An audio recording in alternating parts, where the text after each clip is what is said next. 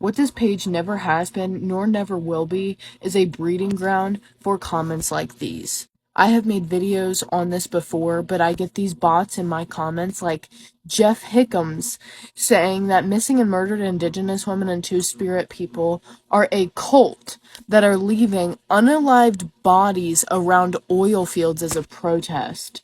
First of all, it shows how ignorant you are. Whoever is creating these bots and commenting this on not only my account, but Indigenous creators and people who are talking about ICWA, missing and murdered Indigenous women, Indigenous history, all of those things, you're sick.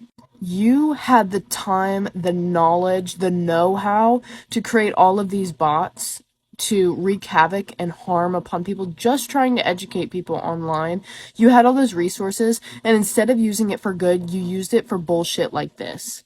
Missing and murdered Indigenous women and Two-Spirit individuals, as well as all Indigenous individuals that go missing or go assaulted or their bodies turn up, that's not a cult.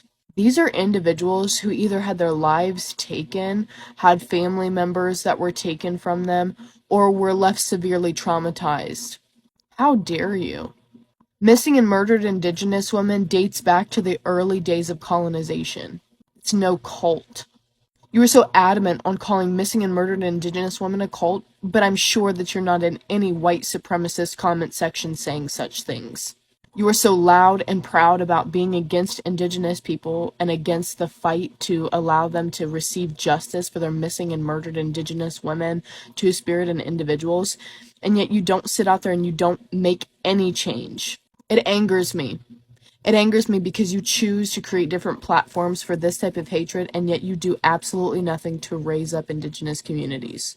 And in response to talking about oil fields and protests, yeah, Indigenous people, as well as non-Indigenous people and allies to the Indigenous communities within the United States and Canada and all across the world, are fighting against oil companies, against big corporations that are ruining the Indigenous watersheds.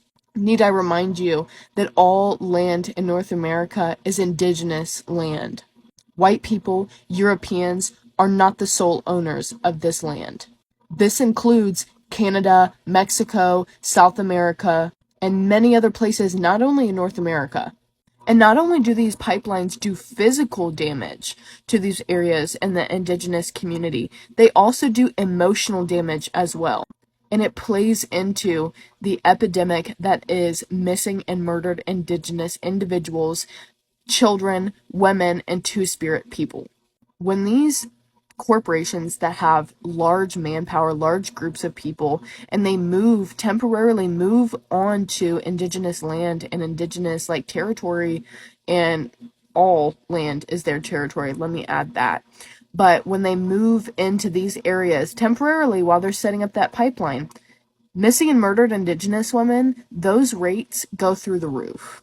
Women go missing, bodies turn up, but guess what? There's a low percentage of them that even get solved.